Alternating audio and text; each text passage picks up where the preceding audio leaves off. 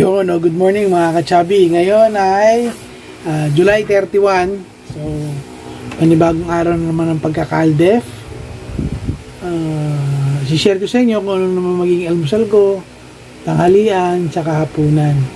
Mga kachabi, disclaimer lang hindi pala ako coach o teacher o doktor o nutritionist Itong mga sinishare ko sa inyo yung ginagawa kong pagkakaldef dahil sa sarili ko lang experience. Tinitingnan ko lang kung totoo talaga yung pagkakaldef. So far naman medyo magiging maganda yung resulta para sa akin. Bumababa kasi yung timbang ko So siguro totoo talaga yung pagkakaldef sa larangan ng pagpapayat. Hindi mo kailangan sobrang gutumin yung sarili mo, pero talagang magugutom ka dahil magbabawas ka ng calories Kaya talagang darating ang punto na gugutumin ka talaga, lalo na pag nag-exercise ka. Ngayong araw hindi ako nakapag-walking dahil umaambon kayo ng umaga, so tinamad na ako. Siguro mag-i-indoor walking na lang ako mamaya. Tignan na natin kasi hindi na ako pwede mag-workout dahil kahapon nag-workout ako Kaya share ko sa inyo kung ano yung magiging meals ko buong araw ngayon.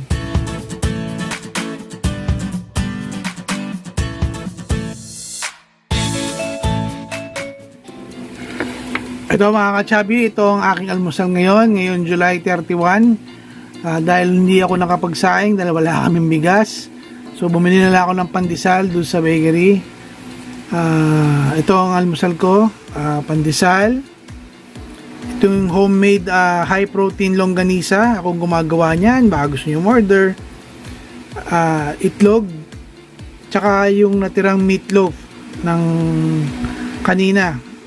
Hindi naubos So humigit kumulang nasa 600 ata to, 600 plus calories ayon kay ChatGPT nung inano ko sa kanya. Sinend ko sa kanya yung timbang ng bawat isang to. O kaya pwede nyo naman siyang picturean tapos isend yun sa kanya, pero mas accurate kasi pag tinitimbang Kaya ito ang aking almusal ngayon. Ito mga kachabi, at ako'y nagkikrave sa matamis.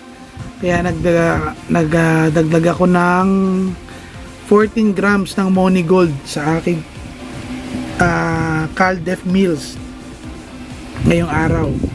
Maya tanghalian naman. Bye-bye. Mga kachabi. Ito na, katanghalian na. Ito ang aking lunch. Kanin. Yung high protein longganisa na ginagawa ko. Itlog, tsaka yung tirang meatloaf. Tapos may sausawan ako ng suka. Pansin nyo mga kachabi, kung ano yung almusal ko, kapareho lang ng tanghalian. Kasi wala na kami ibang ulam kung hindi ito lang. So kung ano lang yung niluto ko kayo ng umaga, sinobrahan ko lang para meron akong tanghalian.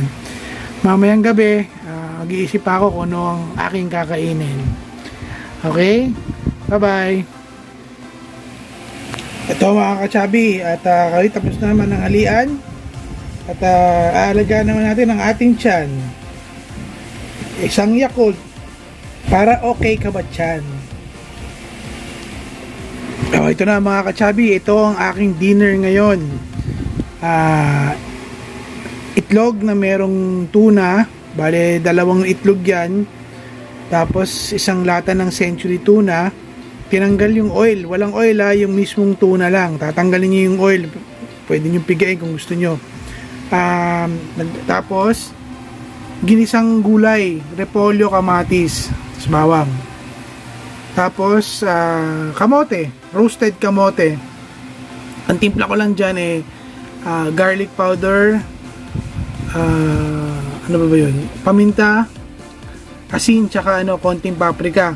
Tapos konting oil na yung VCO oil lang nilagay ko Konting-konti lang, parang ilang patak lang para lang kumapit do sa kamote yung mga seasoning na nilagay natin, yung garlic powder, paprika, asin, tsaka paminta. Yan ang dinner ko. Diba? Mukhang madami, diba? Parang ang dami-dami. Lahat yan, pasok sa aking Caldef, calorie deficit. Lahat ito, ang total ni Chat 500 calories lahat.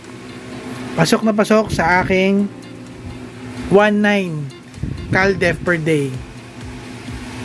Okay mga kachabi, kita-kita ulit tayo bukas at panibagong meal na naman ang ating gagawin para sa mga katulad kong beginner sa CalDev.